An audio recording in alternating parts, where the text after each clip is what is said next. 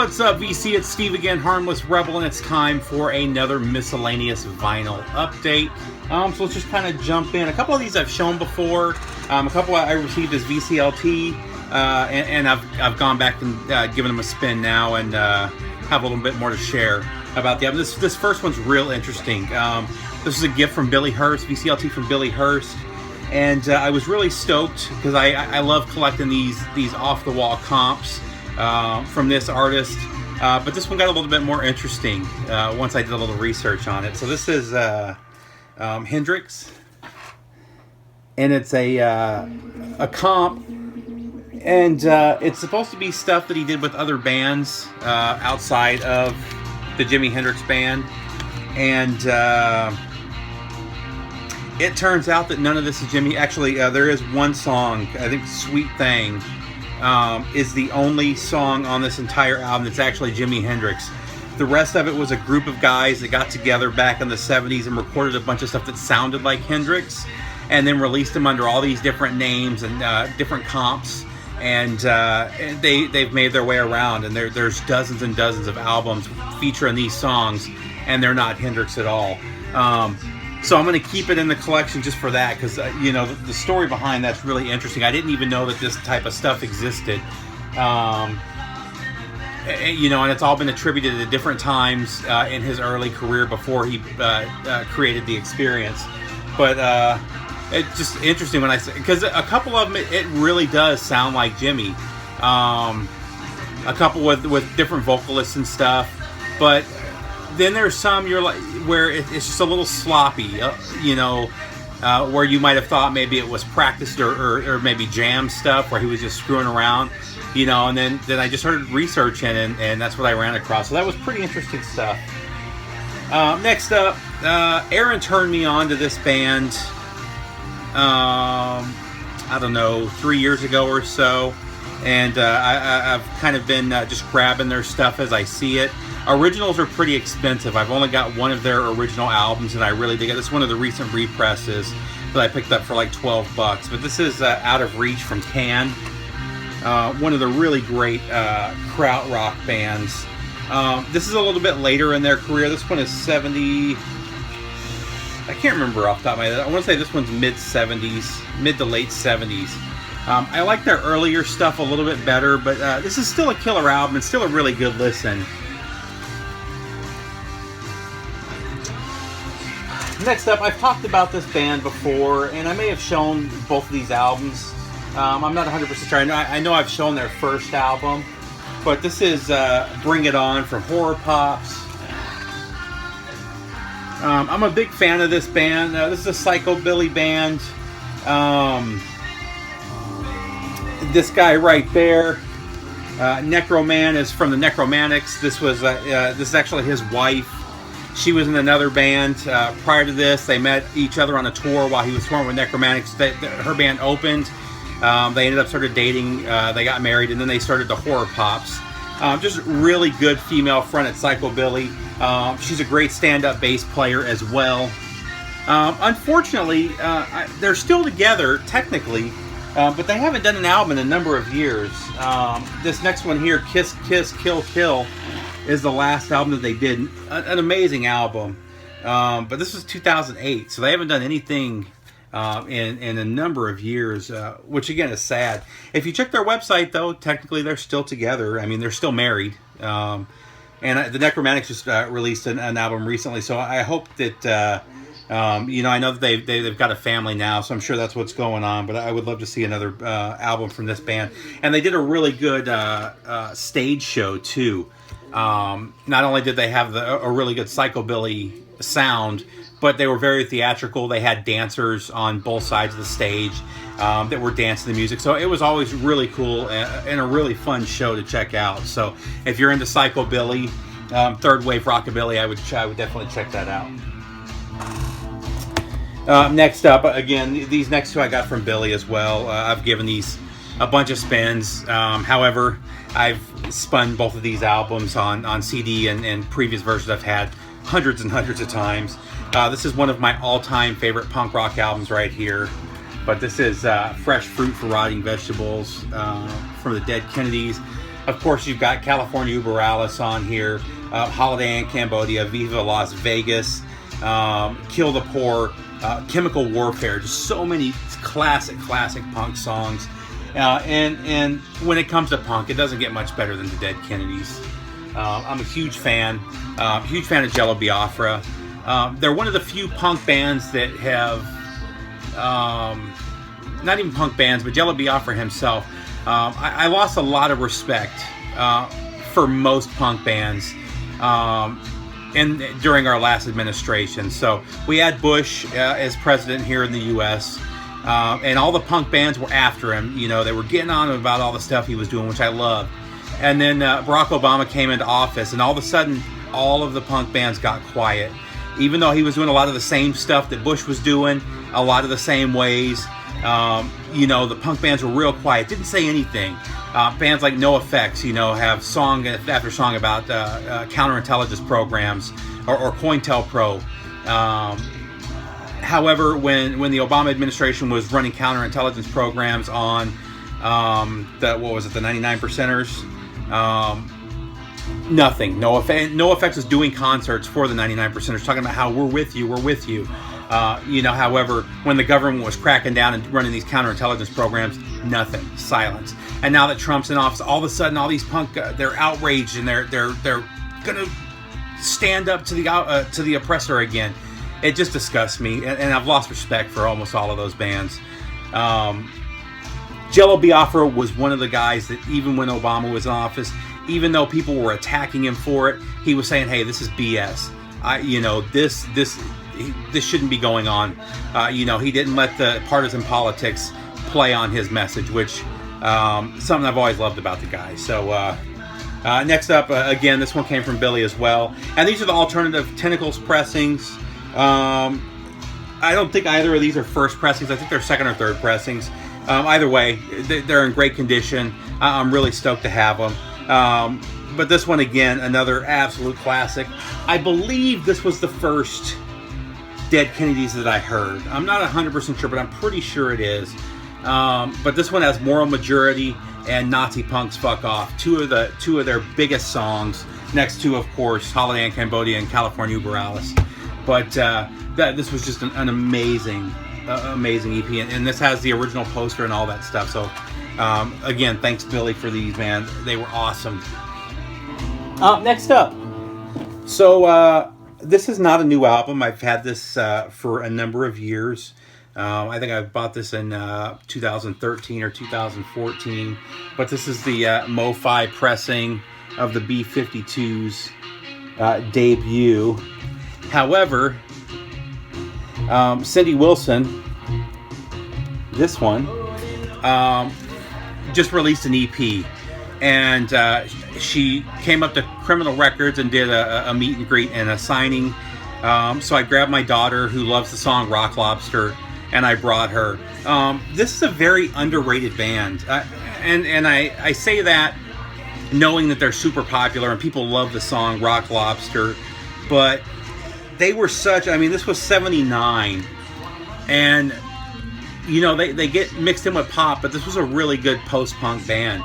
The punk guitar on their first two albums was absolutely phenomenal.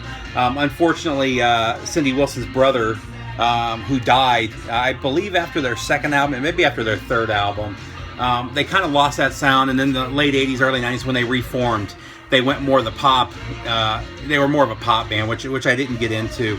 You know, Love Shack and all that stuff came out. And those were decent songs for the time. Not enough that I got into him, though. But these first two albums with him on guitar and his writing, you know, for a band from Athens, Georgia, to be one of the pioneering bands in the surf punk sound, just blows me away. But great album. Hero Worship is a phenomenal song. And then Cindy Wilson was really cool. You know, again, I brought my daughter. She's getting into music, so I wanted her to see a female artist and get to talk to her. She was there with her son. She spent about 5 or 6 minutes talking to my daughter about music. My daughter had a blast.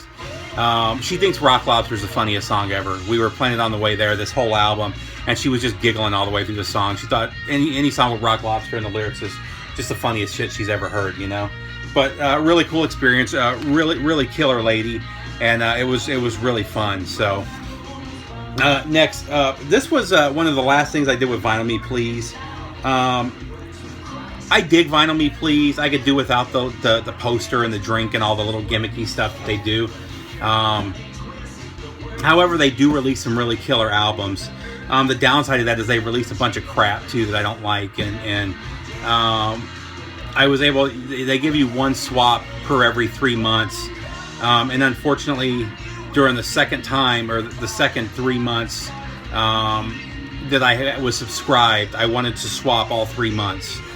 This was the one of the months that I kept, and I was really surprised by this album. This was a band I wasn't really familiar with, but after a few listens, I've really dug it. I can't really give them a style other than to say they're alternative, because there's so many styles in here. Different songs just have different sounds. But this is Z from My Morning Jacket. And I've heard their earlier stuff and stuff that I'll really get into. I like alt country, and I've heard they had more of an alt country feel in their first couple albums. But this is a really nice pressing that they did. It's on this really cool white, blue, and black splatter vinyl. And the first listen I thought it was okay, but I've given it a couple listens since then, and I've liked it and heard a little bit more with each spin of it. So I may go back and start checking out some of their earlier stuff when they were more of an alt country band, and see what I think, and just kind of progress from there. But definitely cool album. And it's also an alternate cover too. I believe the original cover, instead of pink, it was blue, and then it had the pink highlights where the blue is. So really cool artwork though, all around, and a really nice pressing from Vinyl Me Please. Next up, this is I've got to hit a box set with all of this stuff, but this is Genius of Blues, the complete master takes from Robert Johnson.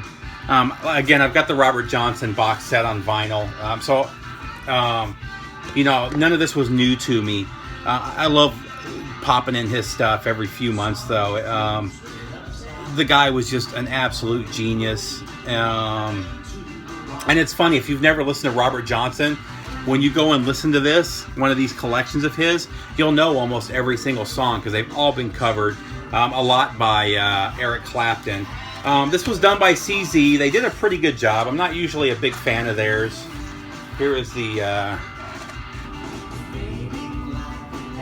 what the labels look like.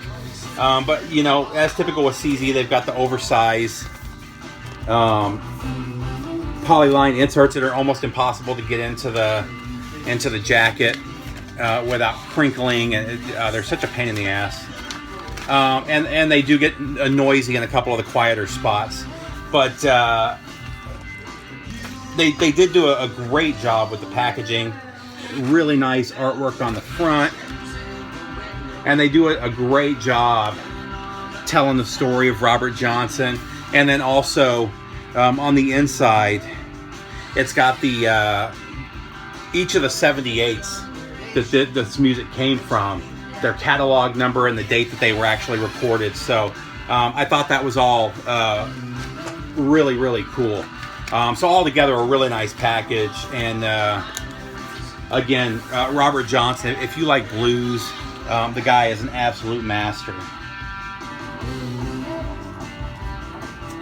Next up, this one was actually a freebie. In another video sometime in the future, I'll show my Beatles box set. I've got a Japanese Beatles box set that comes with all of their studio albums, and then 1 or 2 additional albums as well. But stuffed in there was also this album. So this was and this one's $25-$30 by itself. But this is called the Beatles Ballads, 20 original tracks. This thing is in mint condition. I don't mean near mint, like it's almost perfect. This thing is in perfect condition. It didn't look like it was ever played. The OB is spotless on it. But again, just got some of their ballads. Yesterday, Norwegian Wood, Michelle, Nowhere Man, Hey Jude, She's Leaving Home, Blackbird. I mean, just a complete album full of classics. And I really like this artwork here as well. So that was a really cool surprise when I got that box set home. This next one I'm kind of disappointed with. It's mainly just the pressing. This is Jimmy Page and the Black Crowes live at the Greek. Can't remember what this was. I think this was in the mid-90s when they did this concert. Really beautiful packaging, though. I've always loved that album cover. They did a really good job with the packaging. It's just the pressing is not a great pressing. It's really noisy, and I don't remember who this was done by off the top of my head. The music itself is phenomenal. This is one I'll have to pick up on vinyl, on CD, so I have a nice copy of it. But again, I was just really, and it wasn't just like it was an issue with one album. It went across the 3 albums. There were just sound issues. So next up, I have this on a SHM CD, and I've had multiple copies of this over the years. But I found this. This was pressed by Legacy, and Sony Legacy. So I went ahead and grabbed it. I had heard that this was a pretty nice pressing, and for the most part, it is. It does get noisy in a couple of spots, but this is kind of blue from Miles Davis. I may finally crack and buy the MoFi pressing of this. But I was talking about Aaron with this. When you're introducing people to jazz, this is really the album that I recommend that they start with, and he doesn't recommend it for the same reason that I recommend it. Not only is this widely considered, to be the best jazz album of all time, and it definitely is in the top 2 or 3, in my opinion. I mean, and you've got not just Miles Davis, but you've got John Coltrane and Cannonball Adderley on this album as well. So 3 of the masters from the 50s and 60s on one album. Actually, Bill Evans too. But it's just an absolute masterpiece. The reason that I usually recommend this one, number one, it's very accessible. It's very accessible jazz. It's modal jazz, and Aaron kind of talked about modal jazz recently. I had to do some research because I've always considered it to be hard bop. And if you don't know what hard bop and modal is, Google them. That's how I learned about the stuff a while back when I first started the introduction to that stuff. But it's just a very accessible sound. And not just that, the first song on here, So What, is probably one of the most widely used jazz songs of all time. It's in movies, it's in TV shows, you hear it all over the place. And Freddie Freeloader is probably my favorite song on here, but just this album is phenomenal from beginning to end, and one that I highly recommend for anybody to listen to. Next up, this next one, I ran across this at the Goodwill. I don't know that this is one of his last shows, but this is one of his later shows. Maybe it wasn't even one of his later shows, because I believe he was still doing shows into the 2000s. But this is from '89. This is Roy Orbison and Friends, A Black and White Night Live. Really, really good show. And it's him doing all of his classics. You got Only the Lonely, In Dreams, Dream Baby, Move On Down the Line, Crying. Let's see, Blue Bayou, Candyman, Ooby Dooby, The Comedians. And then it finishes with Pretty Woman. And with Pretty Woman, he's got Bruce Springsteen playing with him. He's got... can't think of her name right now. He's got like 6 or 7 famous artists playing with him on Pretty Woman. And... God, her name is right at the tip of my tongue. Oh gosh. Oh well. Really, really nice album. I was really pleasantly surprised. That's one I would have passed up any other time had it not been at Goodwill, and for 76 cents or whatever they charge. Katie Lang is on there as well. And then, actually, speaking of Roy Orbison, I don't even know if he was on this particular one. Anyway, Traveling Wilburys. This is volume 3. Or no, is this the debut? No, this is volume 3. Just a killer band. I'm a big George Harrison fan. And you got George Harrison, Tom Hanks. I can't remember who else was in this.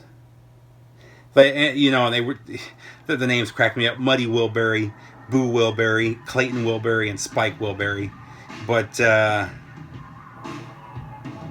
oh, and Gary Moore was on here too. Wow. Gary Moore played guitar on She's My Baby, which is the lead-off track. So very cool. This is the final album from the Traveling Wilburys, though. That's it. I just wanted to share something a little different than hard rock and heavy metal for a change. Tell me what you guys think down below. Any recommendations? Any thoughts? Other than that, I'll talk to you soon. Actually, before I go, in the background, we're listening to the legendary Shack Shakers. This is their most recent album, The Southern Surreal. This is not my favorite album from them. This is actually a promo copy that I ran across. The legendary Shack Shakers, their first few albums are absolute classics. If you're into second wave psychobilly, second wave rockabilly or psychobilly, swamp rock, they've got this really, you can hear it here, but they mix blues and swamp rock and a little bit of gothic to their music, and it's a really cool sound. This album, there's some songs I love and some sounds I could completely live without, but still an altogether solid album from them. But I do recommend checking out their first few. Again, the legendary Shack Shakers. So that's pretty much it, VC. I hope everybody's good, and take care.